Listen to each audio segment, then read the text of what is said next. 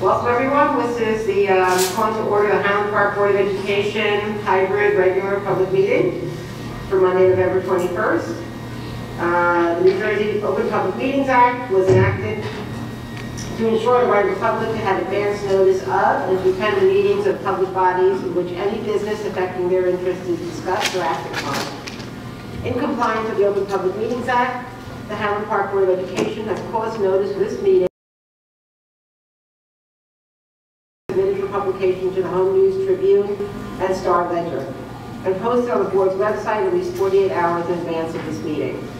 Members of the public who wish to address the board will be given the opportunity to do so before the board adjourns for the evening. Linda, can we have the roll call? Ms. Casaldon? Here. Ms. Cimarosti? Here. Ms. Coleman? Ms. Gowan? Here. Mr. Krieger? Here. Ms. McFadden DiNicola? Ms. Pruce? Here. Mr. Roslevich? Here. Mr. Woodward? Here. Okay, we need to recess to executive session. Be it resolved pursuant to the Sunshine Act, NJSA 10:40-12 and 13. The Highland Park Board of Education will now meet in closed session to discuss the matters related to him and student discipline. These exemptions are permitted to be discussed in closed session in accordance with NJSA 10:40-13. Session discussion will be disclosed to the public as soon as the need for confidentiality no longer exists.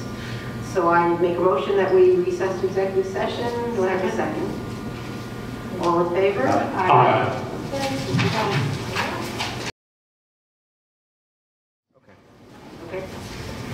Okay, we reconvene to make a motion to reconvene to regular session. Do I have a second? Second. All in favor? Aye. Okay, we do the pledge of allegiance. I pledge allegiance to the flag of the United States of America and to the republic for which it stands, one nation, under God, indivisible, with liberty and justice for all. We had no communications to the board this month, and nothing to report on.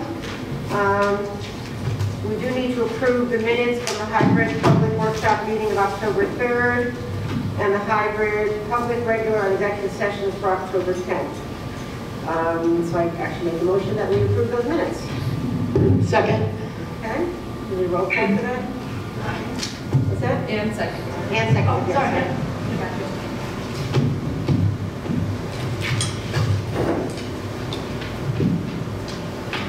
Ms. Casaldon? Yes. Ms. Cimarosti? Yes. Ms. Coleman? Yes. Ms. Gowan? Yes. Mr. Krieger? Yes.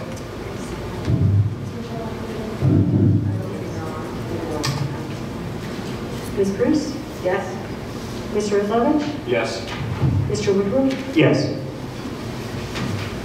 Okay, can we move on to our student representative reports? What do you have for us? All right, so at Irving School for Thanksgiving, they invite all families to donate non-perishable items for their collection for those in need. They'll be collecting through tomorrow, so if you or someone you need is in need and food offerings this holiday, please reach out to their nurse. And at Bartle School on November 30th, there will be a parent workshop on responsive classrooms from 5:30 to 6:30 at Bartle. For the high school, marking period 1 ended last Tuesday, and service day will be this Wednesday. Also, the Red Cross blood drive will be the Red Cross Club will be holding a blood drive on December 2nd from 8 a.m. to 1 p.m. So contact Ms. Young if you would like to donate or anything. Thank you. And we move on to the superintendent's report and our student spotlight. Good evening, everyone. I'd first like to call up Principal Knapp. She's going to do our Bartle Student Spotlight, so we're really excited to hear about the students that you'd like to showcase. So I am thrilled to be here tonight. We are actually honoring 3 of our 5th grade students. So I would like to start off with Jalea. So I am excited to spotlight Jalea tonight. I want to share when I was looking for students to spotlight, I sent it out to the staff and got nominations. So I would like to share what Miss Maiden wrote about Jalea. Jalea is kind, friendly, cheerful, and always tries her best. She genuinely enjoys working in groups. She cooperates with everyone and makes everyone feel comfortable. She actively participates in the Peaks and Valleys program and is a role model to everyone else that participates. She loves Bartle and respects Bartle's beliefs. I could not agree with Miss Maiden more. Jalea is a wonderful Bartle Dolphin. She is kind, she is responsible, she's respectful. She is extremely deserving of this honor. She is a model student who works hard and does her best each and every day. I am so proud of you, Jalea.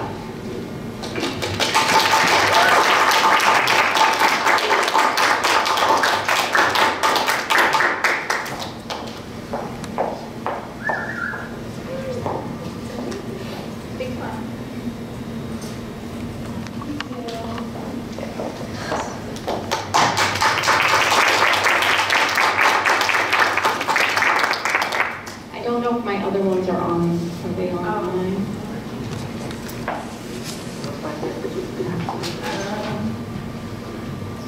I don't know, I see a Pat too.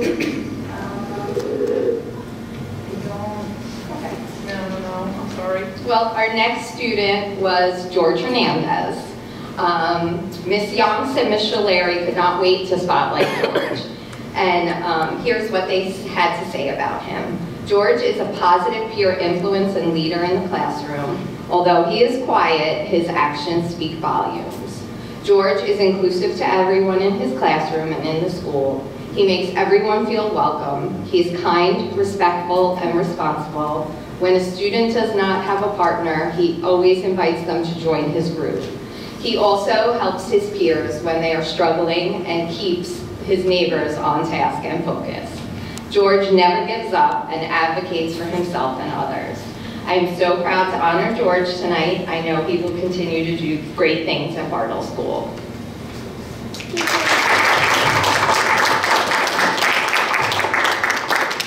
And our last spotlight is Adam Mustafa. Our next honoree is Adam Mustafa. Miss Nelson recommended Adam to be honored because she is so excited about the progress he has made in ESL this year. He is like a sponge. He learns everything and asks for more. He already speaks 2 languages, Japanese and Arabic, and is now learning English. He is very communicative, often using creative ways to express himself with his limited English. He works extremely hard and has already exhibited so much growth this year. We are so proud of Adam and can't wait to see what else he accomplishes this year.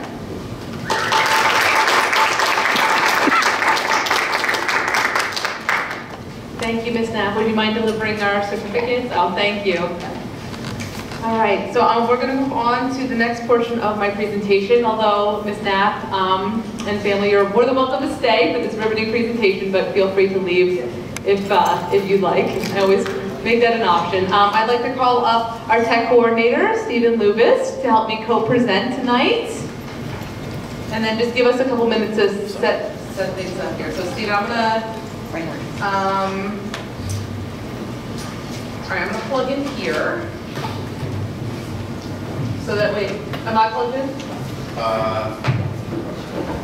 Oh, I am plugged in. Oh, well, because I have to show people at home. They're not gonna be able to see if I'm not plugged. Unless, You should be good. like, alright, then let me, There we go. okay, oh, we're almost, alright, hold on. Here's my options. How do I, hold on, give me 1 second. How do I?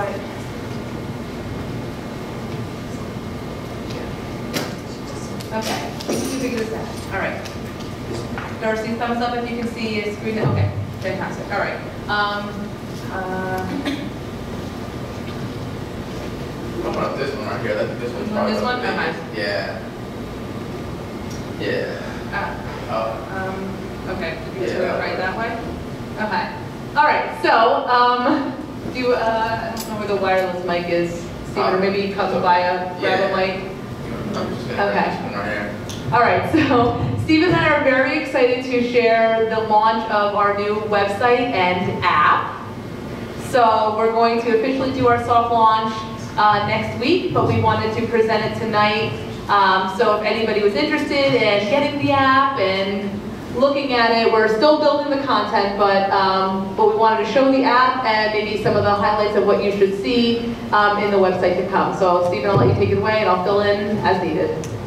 Yeah, so right now, this is a soft launch, but we were so excited through this progress and how everything is just going so beautifully that we had to show you. We had to show you. It should be officially, whether it's hbschools.net, the app, just side note, the app is in the App Store. So if you have an iPhone, you can download it now in the App Store, or an Android, you can go to the Play Store.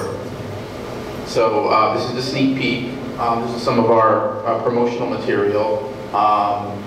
It's basically HP Schools in your pocket, and you can take it anywhere. Want to look at a board meeting, today's meeting, lunch schedule, calendar, links to the parent portal, everything. Everything will be available in this app. And the site itself is a complete overhaul.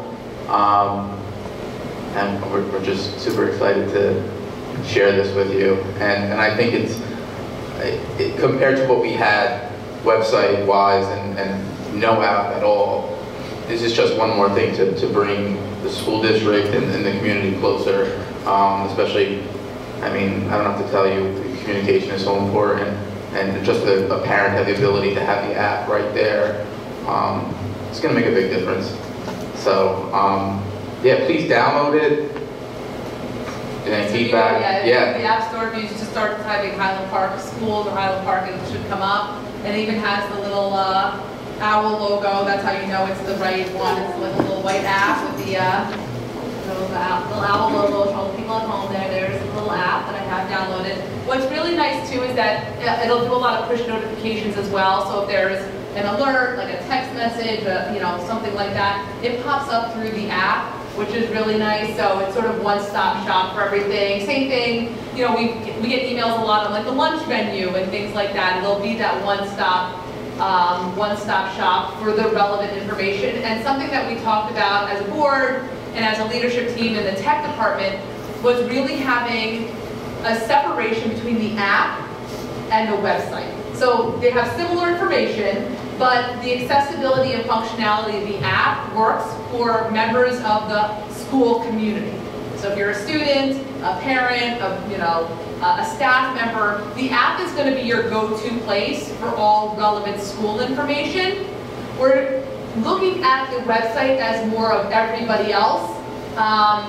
If you're a prospective family that wants to come in Highland Park, the website would be where you find that information. If you're a prospective,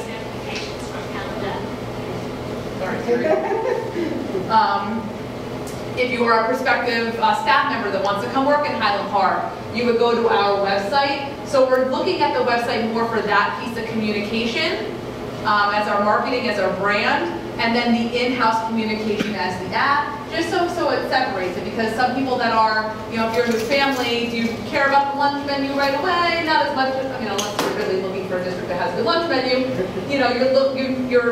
The access to the information is different, and we really wanted to separate the two. So I wanted to share you, this is, again, we are in the, still trying to launch the website, but I did want to give you a sneak peek since you're here tonight. I think another important thing is, just because it's new, that was, a new website, yes, was important to us, but having everything laid out and accessible. And you're going to see everything is cleanly laid out. There's nothing's buried. Everything's going to be right in front. Very easy to navigate. And there's so much to highlight. I'm sorry, we'll get very excited about this. Even all of our notifications, the text message, the emails, the notifications goes out in a ton of different languages. And it can push the notification out for the language that a family has set up. In Genesis, It was 2 languages initially. So right now, if you see my communications, it's English and Spanish, unless you have a translate option yourself. But in this particular platform, it can go out in pretty much anything that Google Translate offers. It can go out of that too. So we're really trying to increase our communication. There's so many really great features, but we wanted to highlight a couple for you and kind of give you a sneak preview of what's coming next week, since we won't have a board meeting until after we launch. So I just wanted to give you a little back end of what the website's going to look like. I'm only going to show the district website because I know the schools are still building. Mine's good. I heard good stuff about the middle school in Martle, good content coming. So we'll still have our slideshow of the stuff that we like to highlight, the pictures and things like that. We'll have some quick buttons for some quick links, and each school will have links that represent what they need quick access to. We'll have our news feed, which will have some highlighted articles and information. The news feed also gets pushed across multiple platforms. So not everybody, one parent might be a Twitter user and not an Instagram user. When we push this, it goes to all of them. So there's no missing out on the social media aspect. And for any of those that follow the district's Facebook page, if you see posted by and it says Apogee, that's what I've been using. So on the back end, I push it out, and I push it out as a live feed. So if you can see, we believe you should savor every sweet stage forward. So this was pushed out on the Facebook live feed and all the platforms all at one time. So it's one-stop shop to get the information and quick access. So the live feed, which is good, the news, and then the events and calendar. Scroll all the way to the top just to see how the menu drops. So if you hit like menu, as you can see right there, everything is, there's a little board information, documents about a department. I mean, it's just laid out right in front of you, opposed to the previous site where you'd have to go digging. Yeah, go digging. Yeah. So we're trying to make it a little bit more user-friendly. We tried to work with each other to determine how an end user was going to use it. So if the district site, like I said, is now going to be for prospective families, prospective staff, people that are researching the district, they're probably going to want district information first, maybe board information second, like staff resources is probably like the last thing they're looking for, but it'll be present on the app when you go to the app. That's a key button on the app, because I know my staff are going to want their resource links more quicker access than they probably would on a website. So we try to think logically in terms of how an end user was going to use the app versus how an end user was going to use the website, if that makes sense. Okay, so questions? Not really formal presentation, but just some ideas of what we have going on here. I have a quick question about the So are you, this is just really amazing. I'm so happy to see this app and the development of the website, some peek here. Really exciting. My question is about your last point. So does that mean that the website is not going to have any features for parents anymore? No, we still have all the features. Okay, so they're going to have them both places, yes. But you said that's really not kind of the priority on your end in terms of the website. Correct. We really want everyone to, so we're going to push out some marketing material to really market the app for our families and staff and students as well. But they still have full access. But they still have access, full access. Yes. Yeah, the information will be complete, but the app is more of a personal experience. For example, there's a snow day, alert with notification right on the phone, right on the app. So it's more like the app is more made personally for the district. Yeah, but all the information in regards to will be newsfeed. Yeah, everything. Both places. Yeah. That's what I said, in both places. So like the staff or the parents, your resource is still on the website, but it's like right there on the app versus where am I going on the website to find what I need? It's more customized on the app. Mm-hmm. Although this has to be so much easier to find websites, which is great. Right. That's huge. Thank you. Quick question. I'm thrilled. This is beautiful. The app, I just downloaded it. Yeah. Is it, just to be clear for the public, is it still being built out, right? Like obviously. This is a soft launch. Again, I guess just Thanksgiving was coming up, and Dr. Nikoski and I were talking. I don't know, this doesn't sound kind of cheesy, but we're super excited to share with everybody. Just going through the process, so we took the opportunity today to kind of soft launch it. Yeah, but next week content will be more prominent.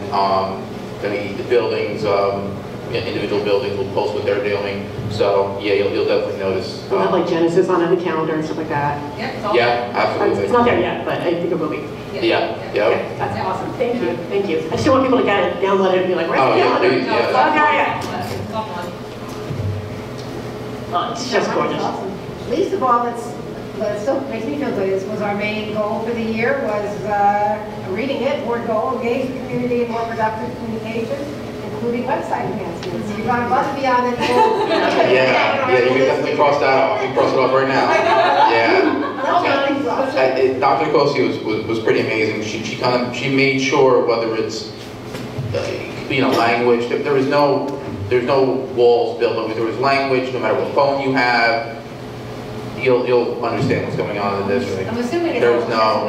accessibility in terms of things being read to you versus reading. Yeah, actually. Oh, so that was a big thing too. It wasn't on the previous site, so if you have visual impairments, they're able to use the accessibility on their, So. And everything is compliant, like you can't post anything.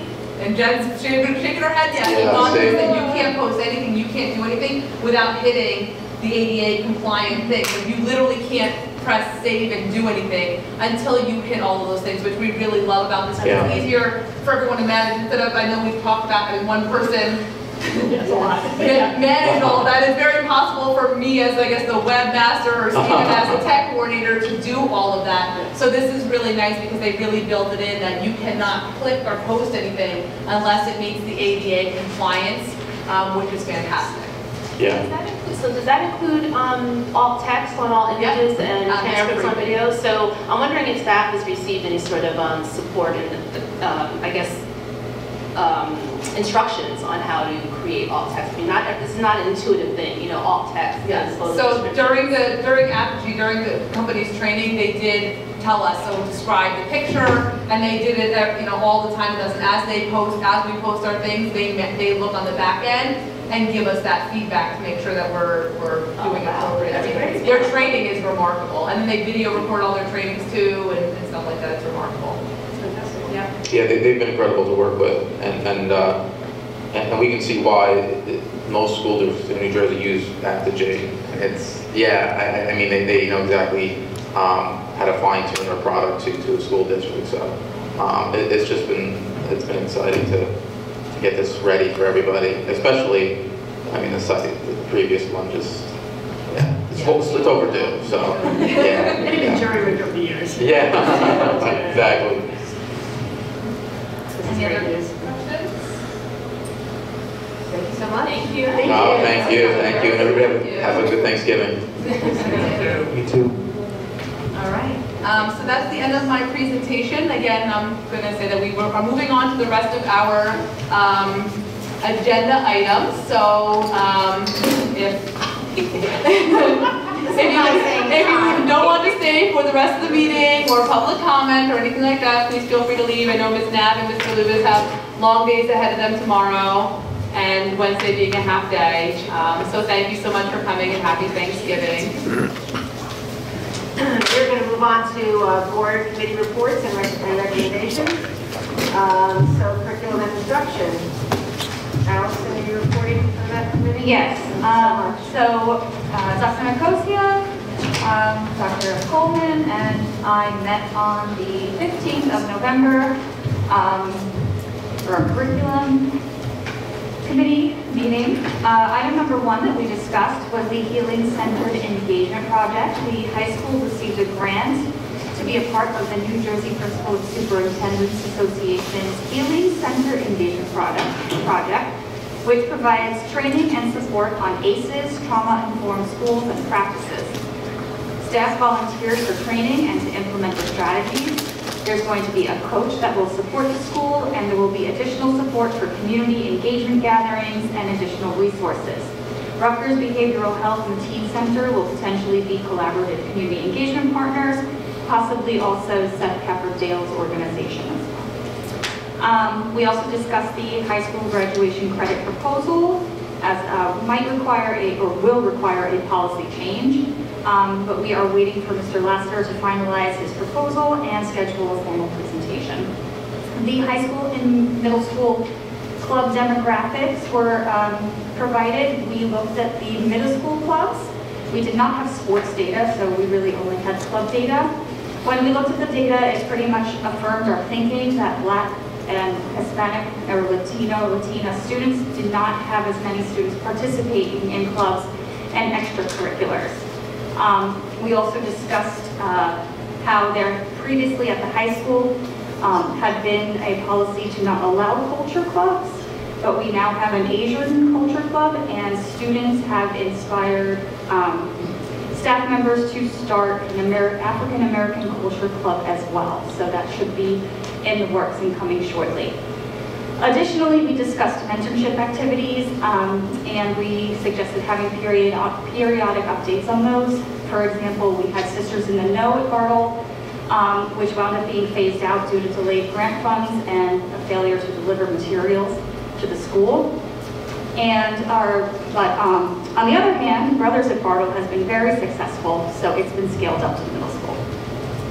And we discussed the High School Leadership Academy for 10th and 12th grade students. Miss Lane is running this. She's working with the Wellspring Center for Prevention, and it's going to provide leadership training for students. Students volunteer or are recommended by staff members, and we talked about prioritizing representing the diverse community that we have here in Highland Park. And our policy to review is the new HIB policy, the updated HIB policy. So that is going to be reviewed for changes.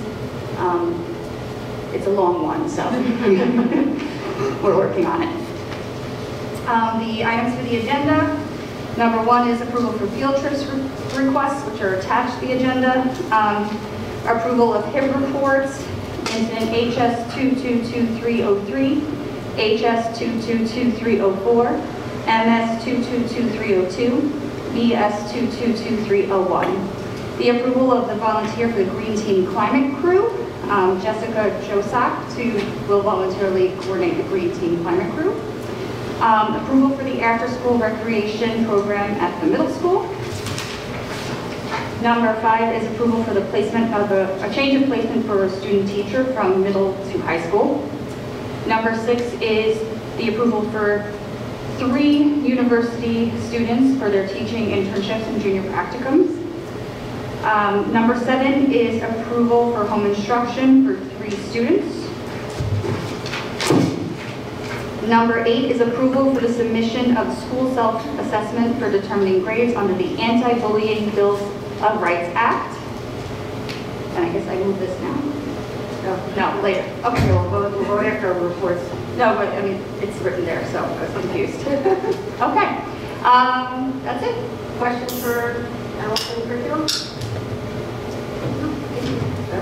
Thank you very much. We move on to Equity and Excellence report. Yes, Equity and Excellence also met on November 15th, and we started with a look at the AP Honors data from 2021 and 2021-2022 school year compared to this school year. And then we discussed just some of the highlights, particularly again looking at our underrepresented groups that has been the focus, or that have been the focus of the accessibility AP Honors Access Committee. A couple of the highlights we noted were that there were very minimal gains in the honors classes across the underrepresented groups, with the exception, I believe, of students on free and reduced lunch. The percentage of students in honors classes in that demographic actually rose significantly between last year and this year, and I'm just trying to pull up the data so I can read the percentages there so I can have it in my notes. Last year there were roughly about 19% of students that taking honors were on free and reduced lunch, and this year that's at almost 25%, which again, those are the kind of trends we want to see. But with our Black and Latino students or Hispanic students, we saw a decrease for the latter group by about 5%, from 28% to 19%, and that's for Hispanic Latino students. And then for African American or Black students, a very minimal increase, 21% to 23%. Then we also looked at the AP data and found there some really interesting gains, considerable gains actually among our underrepresented students. And so just to give you an example, last year our African American Black students represented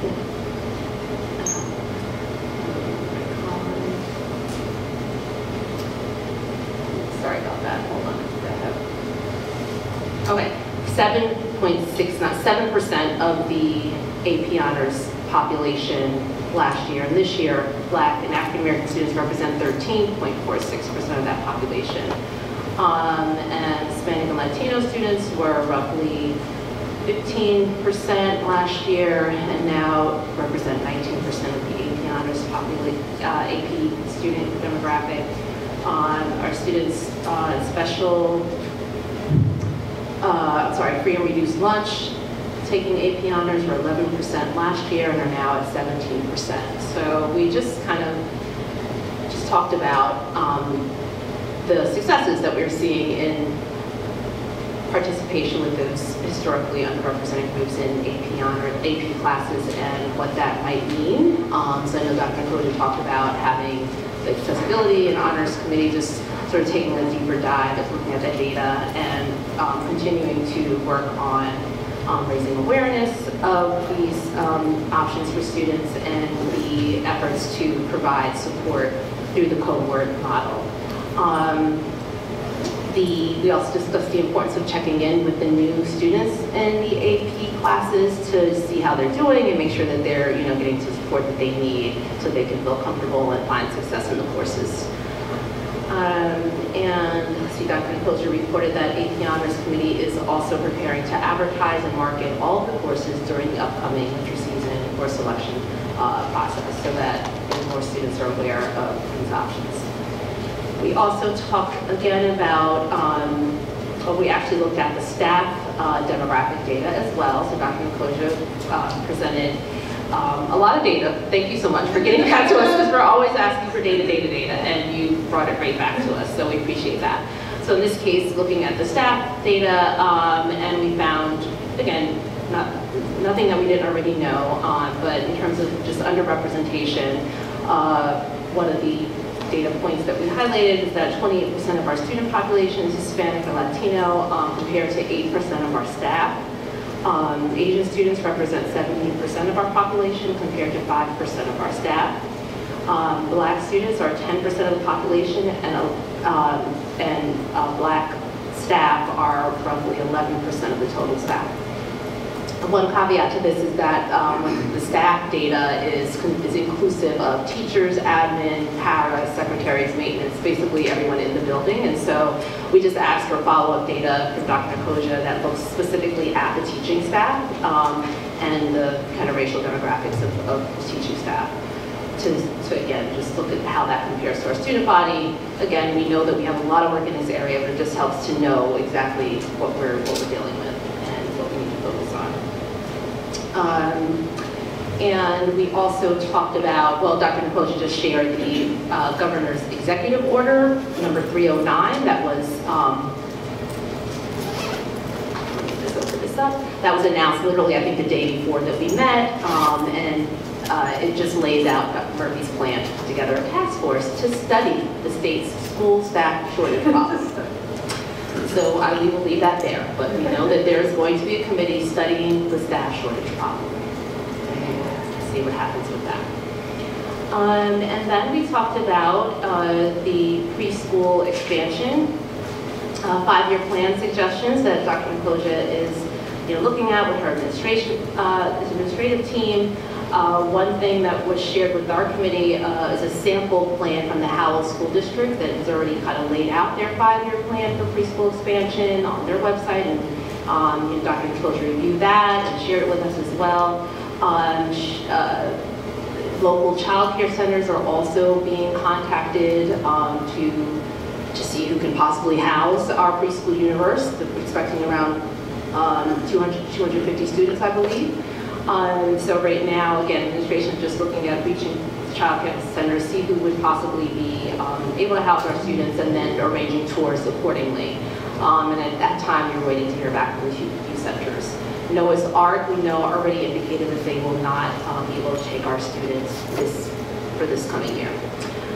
And then at this time, Dr. Nicole just reported that the administration is really just in an active kind of research phase of trying to look at September 2023 as year one of implementation, but there are just a lot of moving parts right now with regards to number of students, transportation issues and concerns that need to be worked through, and obviously where the students will be housed. So a lot going on here in this initial phase of researching the possibilities, but there's a clear commitment to this, which I'm really happy to see.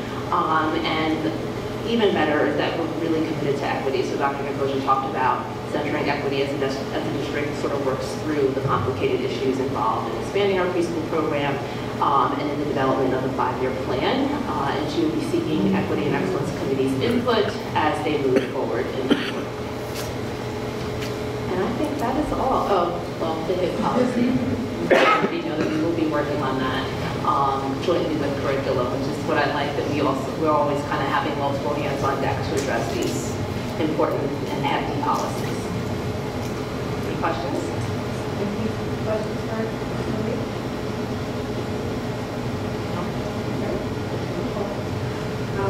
We move on to Finance and Facilities, Mark. Marilyn, thank you. I will try to speak up. So we went through these 2 weeks ago. So I'm going to go over the ones we haven't. So we have 2 new bill list items, numbers 2 and 3. We have a cafeteria bill list item, number 6, just new dates to approve. Number 12, we have a new contractor. This is a contractor to help us with nursing services on a one-to-one student support during transportation per their IEP.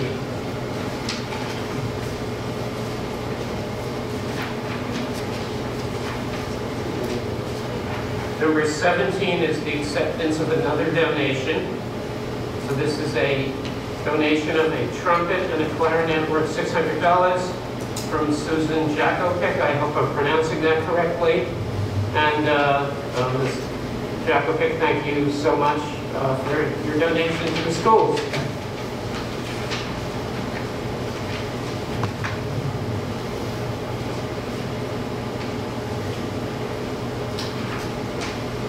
Number 26 is approval of replacement of district cafeteria computer terminals. This is point-of-sale terminals with Verizon Software International, a cost of $11,151 to replace outdated equipment. And this is going to not be funded by us, but be at least directly by us, but funded by the Food Service Enterprise Program. So the money will come from our food services provider. We have 2 new out-of-district placements. Number 27B and 27C, a child to attend Collier Middle School, and effective November 14th for the remainder of the school year. And C is student to attend Morris Union Joint Commission Developmental Learning Center for the remaining 130 days of the school year, effective today, November 21st. Number 29 is the approval of a settlement agreement. And that's a settlement agreement for a family which I think did a, trying to get the word right, preemptive, let us call it, placement.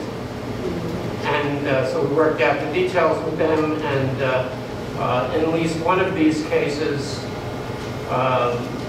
maybe 2 of these cases, this won't cost the district any more than we're paying now. Number 30 is a pre-litigation settlement agreement, and number 31 is a settlement agreement as well, covering a student going out of district. Number 32 is an update to the agreement with the Source for Teachers. This is to increase the pay for substitutes and paraprofessional teachers, paraprofessionals, and clerical folks as the rates have started to go up. We were near the top and now we're near the bottom, so we're rectifying that because it's very hard to get substitutes. Number 33 is the submission of the Sustainable Jersey Schools Grant for $2,000 to support our Sustainable Farm Takeoff project. And I'll read it as the first phase of a broader educational initiative beginning at the high school to beautify and better utilize existing underused school space. And that's the agenda items we'll be voting on. Thank you. Questions for Mark? Okay. Keep moving. We are on to personnel. Chris, you're up. Okay, before I forget, there are two amendments on number 17. We're moving to remove the clause involving the stipend, and for number 16, the legal name is Kwesue Elster, Kwesue is the first name. Okay, so again, I'll just go over the items that have changed since last time. Number 3 is the resignation of our school psychologist, Amanda Campanaro. 16, we're very happy to welcome Ms. Stern as a full-time teacher of Chinese for the middle school, effective on or before January 20th, hopefully before that. Again, item 17 was amended.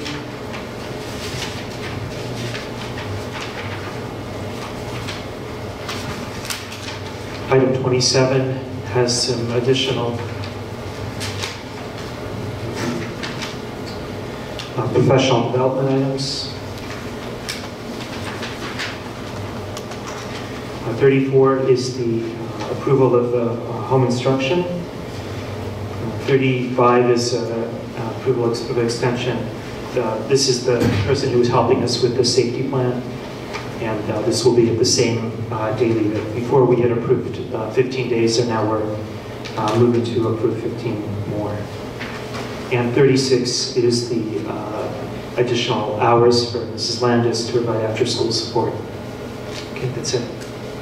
Any questions? I'm sorry, can you, 35, can you explain that again, the special assignment? Yeah, Dr. Nicosia, do you want to? Oh, sure, yes. So we had discovered that our safety and security plan was missing 91 critical elements for the agreement with the county department of our superintendents and the state for our statement of assurance that we were in compliance.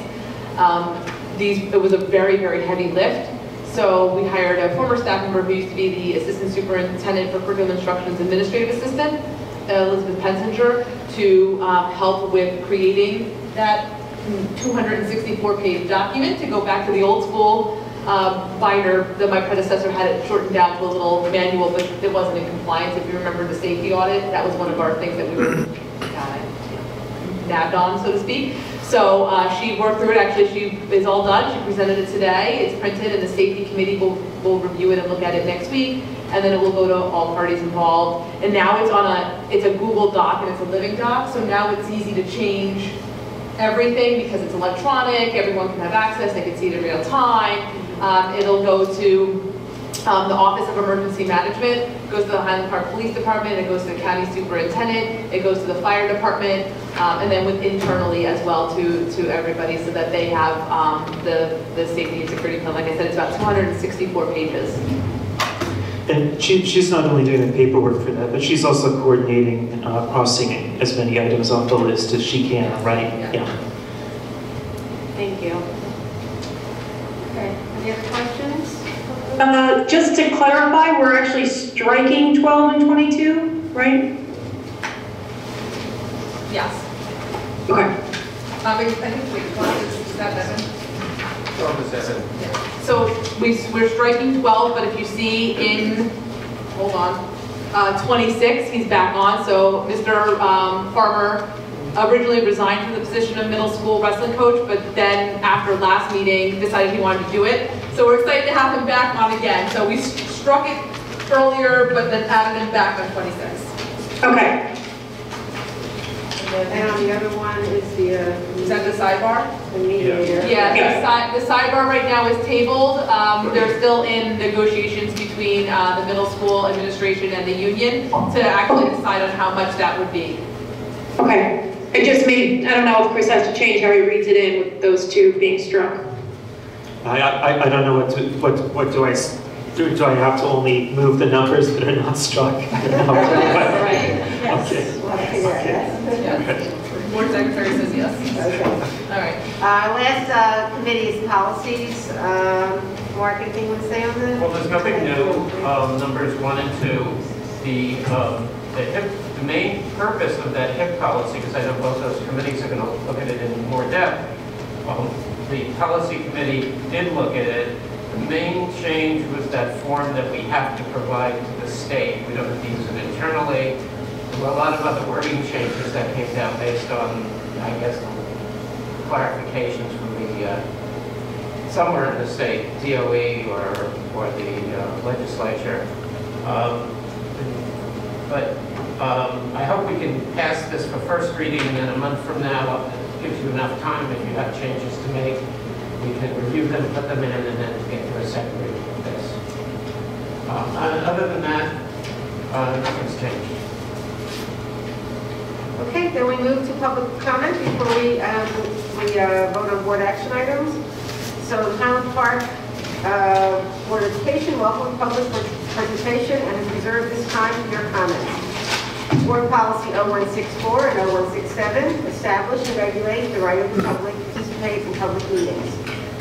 So if you'd like to speak, and you're virtual, you'll raise your hand and identify yourself. We have at least one speaker in person, so we'll start there. Is a 3-minute time limit per speaker for this portion of public comment. So you can begin. Just introduce yourself and your address. John Kovac, 206 North 3rd Avenue. Anti-Semitism is in town and in our high school. It is spreading rapidly throughout popular culture in the entertainment industry, sports, comedy, and elsewhere. As such, it is a metastasizing disease which, sadly, this Board of Education is fundamentally and ideologically incapable of addressing. What kinds of hate are the high school students who chanted Free Palestine and threatened the Jewish man on Halloween night hearing in popular culture? The answer is accusations that the Jews have illegitimately obtained power which they use to enrich themselves and to manipulate, cheat, and subordinate others, particularly in this day and age, other minorities. Hence, Kanye Ye West says, the Jewish community will take us and milk us till we die. Kyrie Irving promotes a film accusing Jews of being a fake people who culturally appropriated the religion and heritage of blacks. These accusations echo Louis Farrakhan, who said the Jews are guilty of Jim Crow and the laws that segregated us. And they're the same forces that are in Palestine right now telling Palestinians in their own land what roads they can travel on. The writer Andrew Sullivan talks about a demonizing rhetoric that identifies a racial group, attaches evil characteristics to it, ascribes those characteristics to individuals within the group, and sees their success as won at the direct expense of others. This is the rhetoric critical race theory applies to whites. And when applied to Jews, as often happens, it resembles the language of Nazism. This rhetoric allows for such atrocities as the Holocaust to be dismissed as, in the words of Whoopi Goldberg, white-on-white crime. What lies might those Highland Park kids have heard in town? That Jews are guilty of mass murder and genocide against Palestinians, that Palestinians are people of color victimized by white supremacist, racist, settler, colonialist Jews, or propaganda from the hate group Jewish Voice for Peace, accusing Israel of training American police to brutalize African Americans, or a statement from Black Lives Matter, #Free Palestine, calling for an end to settler colonialism. It is unsurprising that in this toxic environment, a group of our high school students felt entitled to harass and threaten a visibly Jewish man. It is no less surprising that this Board of Education, which brought critical race theory to our schools, which compels elementary school teachers to study a book that depicts English as the language of white supremacy, is part of the problem. Thank you. Is there anybody else here that wants to speak? Would it be possible for all three of us to speak? Like, you know? Of course, come on up.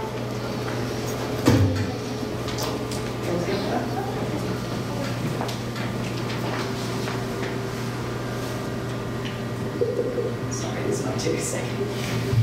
Okay, take your time. I'm happy that you're here on stage.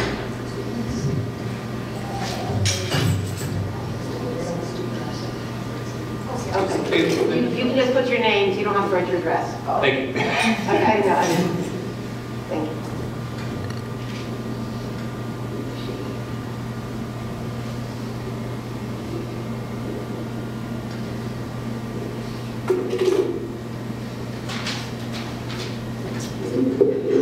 Hello, my name is Adrian Schilling. My pronouns are he, they. I'm currently a senior at HBHS and I'm also the co-president of SAGA, the High School Sexuality and Gender Alliance. So our school has demonstrated continued support for the LGBTQ+ community, especially for transgender and gender non-conforming students with gender-neutral restrooms in the high school. In continuation of the support, a gender-neutral changing room needs to be implemented for students to use before and after gym class. Hello, my name is Grace Bud-Warding. My pronouns are she, her, and I'm currently a senior at HPHS and am the other co-president of SAGA. In the high school gym, there's currently a girls' locker room and a boys' locker room. And across from it, an unused boys' bathroom that remains locked. We propose that this boys' bathroom be converted into a gender-neutral changing room, and our reasoning for this is simple. Gender non-conforming students feel uncomfortable and run the risk of being harassed when changing for gym class. This isn't just an issue of comfort, it is an issue of our student safety. Hi, my name is Roy Crosby. I'm a junior at Highland Park High School, and my pronouns are they, them. When I walked into my gym class on the first day of school and learned that we would actually be asked to change our clothes for a gym this year, I was genuinely terrified. I wish you could have seen the look on my face, because I'm sure it was just the eyes, it must have been a bit funny, but in the moment, I felt sick to my stomach. Locker room choice has already been somewhat difficult for me in the past, but now I would actually have to undress around people who I, A, largely did not know, and B, also did not know that I was not the same gender as them, and I did not want to make other people uncomfortable. A very common problem for transgender and non-binary youth is the constant fear that we will be outed or even be put in danger simply through living our lives truthfully. And that day, I ended up deciding to go into the girls' locker room because I generally get along better with the girls in my class and I have more friends there. And that has directly affected the rest of my life at school and the way that people view me. Because I was forced to make that choice, I've lost the ability to be seen as myself for the rest of this year. If I had had the ability to change the private area with no specific gender tied to it, this never would have happened and I would feel safer and far more comfortable participating in gym class. So in conclusion, it's imperative that gender-neutral changing rooms be introduced in the high school gymnasium for the sake of students' comfort and safety. Thank you. Thank you very much for coming forward and sharing with us. I admire your courage and your honesty. And I know Dr. Koji was taking notes. So we hear you. Okay, and beyond that, there's not more that we can say at this point. Thank you for coming forward and talking. Oh, please. So I took detailed notes. So I have several questions actually about that. Yes. No. Then I'm going to ask administration because I wasn't actually aware that they started changing for gym this year because normally in the past my knowledge was they didn't change for gym. So I have a bunch of questions on that I wasn't aware of. but also if that's the case, you know, to what degree was this brought to administration and how can we rectify it? So it's something that's really important to me. Hopefully Roy knows me by now to know that I'm a person of my word and we'll follow through with that. So we'll make sure we rectify that as soon as possible for you all. So thank you. And I want to echo those sentiments. Thank you for coming forward. Thanks, guys. Is there anybody else online that wanted to make a public comment before we move on? Seeing none, then we are going to go on to voting. And Alvin, you want to move for curriculum and instruction? Okay, for curriculum and instruction, I move items 1 through 8. Second.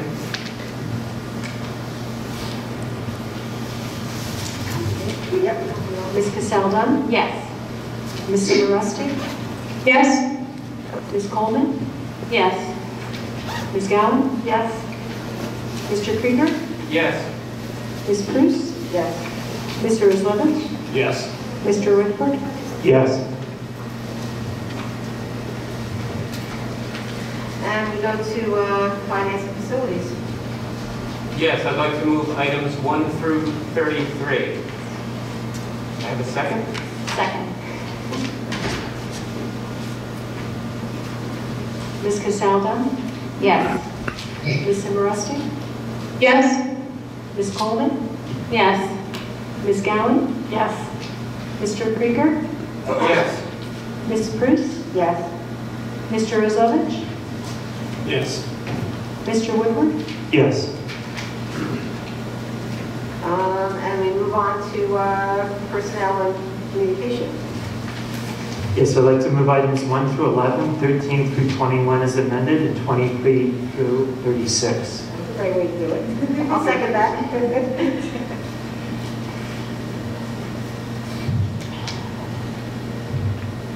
Ms. Cassell-Dunn? Yes.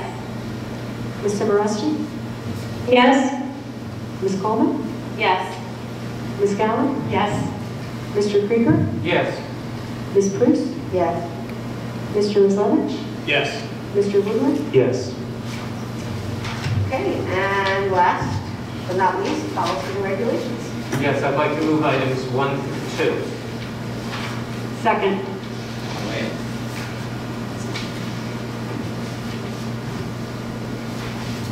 Ms. Cassell-Dunn? Yes. Ms. Simorowski? Yes. Ms. Coleman? Yes. Ms. Gowan? Yes. Mr. Krieger? Yes. Ms. Prus? Yes. Mr. Islevich? Yes. Mr. Woodward? Yes. Okay, the next on the agenda are the board liaison reports. I have reached out to the borough and slightly made these lists smaller. Committees that are not meeting in the borough should no longer be showing up on these lists. But people who are, committees who are meeting should be here, and representatives, if you have anything, let us know. I know that Dr. Koja has a couple of reports from staff for these meetings. You want to share those first, and then? Sure. So I have one from the Municipal Alliance on behalf of Ms. Asamoah. They met on Tuesday, September 13th. They talked about Alliance funding updates, welcoming some new members and different grant opportunities. They shared out some committee reports on school prevention programs, updates on fall programming, and police prevention, a recap on the Police Youth Academy in town. They did a budget review and spending. They talked about their quarterly activity reports. And then for the grants, the Municipal Alliance Prevention grants this year include a middle school prevention program for 6th through 8th grade, the Y-Tri curriculum, the high school youth leadership program for grades 9 through 12, for the Leadership Academy, and some high school peer-to-peer mentoring program, cannabis and vaping education, and the school prevention program, which is like wellness days, we're not buying it, parent social activities, social media nights, and hidden in plain sight. So I know that Ms. Asamoah does, some of these things sound familiar in plain sight and things like that. We do use a lot of the grant money that they have to help with the programming there. So I'm excited to see what opportunities Ms. Asamoah takes advantage of through the Municipal Alliance. And Ms. Rodriguez attends the public library meetings. So I think this past, it was November 11th, they were looking for volunteers to help with their children's clothing swap. But the roof continues to leak at the library, and they're continuing to work with the borough to remediate it. Oh, sorry. Yeah. Okay, I'm reporting out. Yes, I do not cause the leak. And we're all like thinking the same thing. I was like, what's wrong with that loop? Okay, well apparently the leak is still there and still continuing to work with the borough to remediate it, and they're hiring additional staff and working to approve next year's holiday calendar for the current staff. So those are the two reports that I have from Thank you so much. Elizabeth and Michelle. Thank you. Don't kill the messenger. Just the roof seems like it's made of some kind of permeable membrane. That's right. Sorry. And please fix the leak in the library. Anybody out there, please fix the leak. Any other reports? Yes, I have the Highland Park Education Foundation met on the 19th of October. Their items that they approved were in tonight's agenda. The next deadline is February 15th, and they would love to see some projects from high school. So if you are listening and you're in high school, they would like to see your projects. From students? Student representatives? Well, the students would have to inspire the teachers. The teachers. Teachers, Okay. teachers, Yes. Yeah, teachers. Thank you. Is that Chris? Yeah, I just want to report that we received the suggestion from the Board of Health that we look into vape detectors in the bathrooms, and that's on the agenda for the Safety and Finance Committees. Can I actually follow up with that? Chris, do you know how many updates? I know I sent you an email. The condoms that were donated to the district before my time many years ago have now expired. And we don't want students to use expired condoms. They do take advantage of it, and they actually remarked if we were going to get more. So I'm not sure if a donation for more condoms is available. Yeah, that was discussed at the last BOH meeting. Okay. I don't know, I don't have a follow-up about Okay, it. thank you. Did we ever put dispensers in the bathroom as was requested a long time ago? Do you have any idea if that ever I'm happened? sorry, the what? Dispensers in the bathrooms? That I don't know, because I don't think we approved purchasing of dispensers and installing them. But not when you were here. But, Oh, yeah. I don't know, I could look. Yeah, no, I realize you haven't been in there. I'll look at the, I believe I know they were the nurse's office. Oh, yeah, we had many discussions about But like. I will look to find out where they are dispensed. I will get back to you. Having to sign in that the nurse is a little awkward, you know? I will find out where they are dispensed. That's awesome, thank you. Yeah. Quick question on that. So we can assume that the expired condoms have been removed? They are removed, yes. I don't know. They have been removed and the students are looking for them, but we won't give them expired ones. Yes, okay. Thank you. So we're looking for donations of condoms. Please and thank you. It's important, yeah. I had a quick comment from the Human Relations Commission, is that okay? I'm not, it's great. It does not involve condoms. Let's see, here we go. I was asked just to spread the word. There is a community poetry workshop / jam on, when is it? Sorry, my computer's crashing. It's between 1 and 5 p.m. at Pino's, but on what day? That'd be good enough. Aha, December 10th. It's a Saturday, December 10th. 3 to 5 p.m. No, sorry, 1 to 5 p.m. at Pino's. You'll see signs up in town. This is probably not very useful for me to say. But board members, if you're interested, it's going to be a jam, read your poem, write your poem, workshop your poem. It's being run by Who's My Neighbor. And we did not have a Human Relations Commission meeting this month, but that was a request for dissemination of that info. Thank you. Mark, did you have something? Yeah. On November 12th, I believe, I spent a couple of hours at the New Jersey School Board's Delegate Assembly, which was interesting. Hold on, Are we done with liaison reports? No, he's This is still part of running. it. Oh, okay. And so it was hybrid. So I was home. There were about 60 people online and about 60 people in the audience in Trenton. And I'm glad I didn't drive to Trenton because what we heard was kind of disappointing. The new executive director, Dr. Purnell, gave a speech about all the stuff that the NJSBA does for us. And then he had his the DOE head of safety give a speech. His name is Jeff Gale, give a speech on all the things that DOE would do for us in regards to safety. But there was not really any meat. There were no resolutions, no real discussions, and I was disappointed, frankly.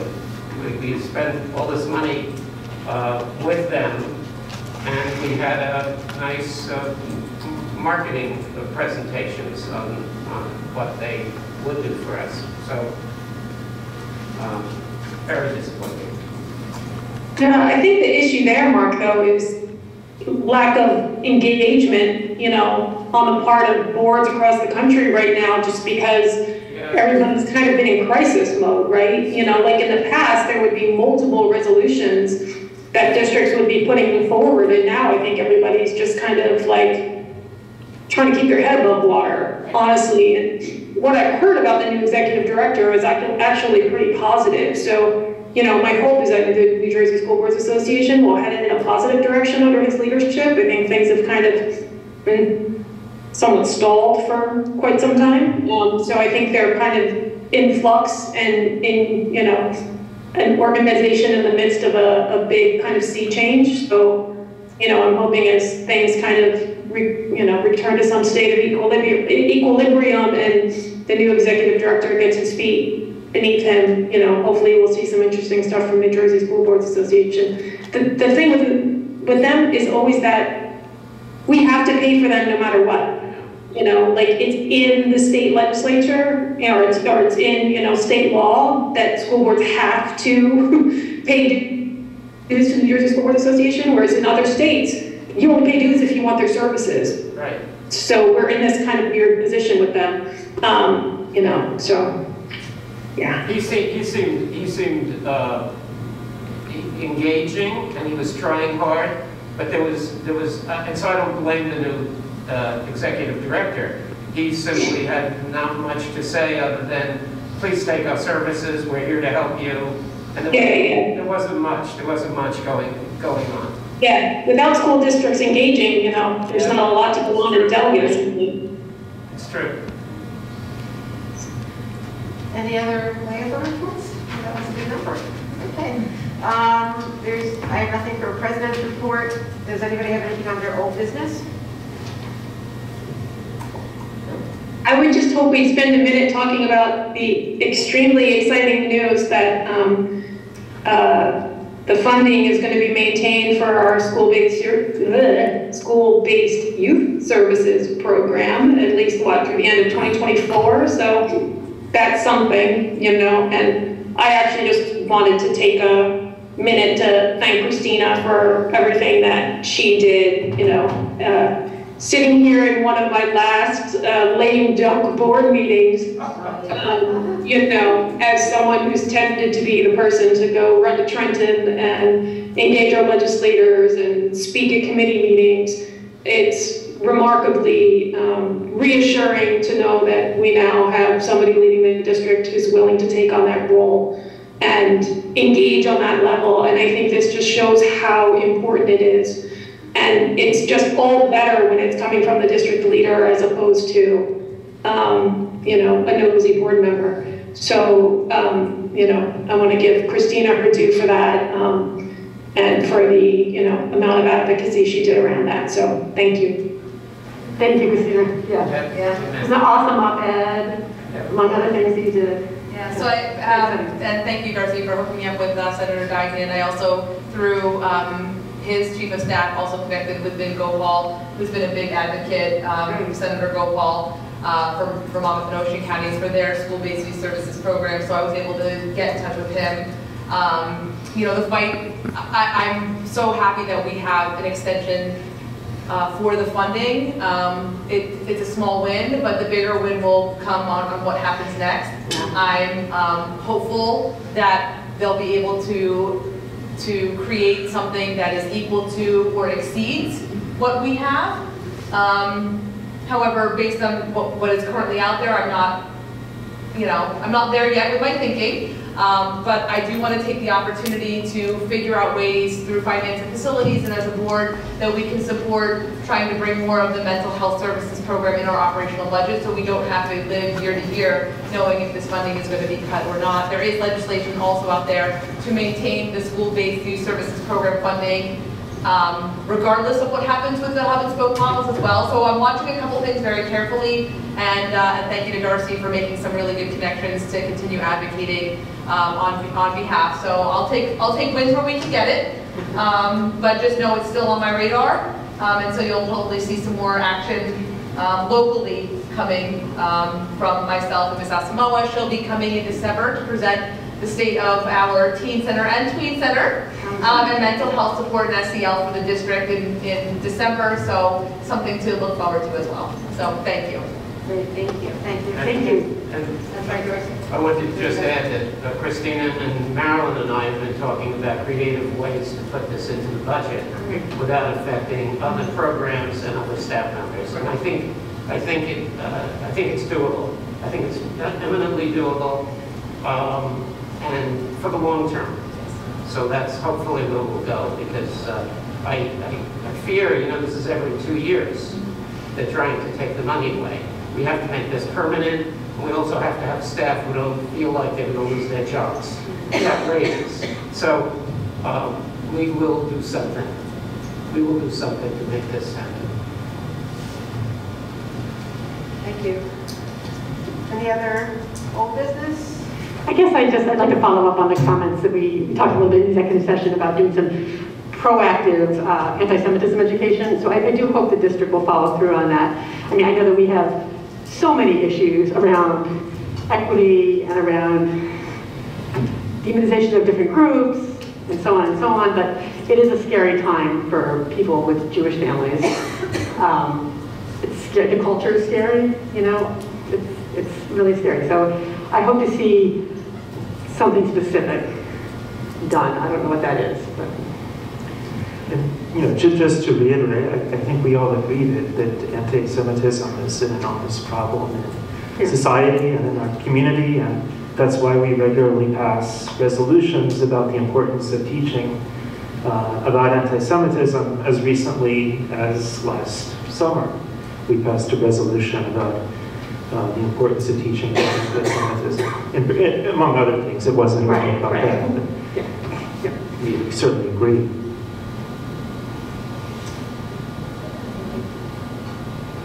Anything new for new business? And we are on to public comment. Our second public comment session, the Highland Park Board of Education welcomes public participation and has reserved this time for your comments. Board Policy 0164 and 0167 establish and regulate the right of the public to participate in public meetings. So, somebody left in our room. Is anybody virtually want to speak? Raise your hand. Seeing none, right? Then I move that we adjourn. Second? Second. All in favor? Aye. Aye. We're done. Happy Thanksgiving, everyone.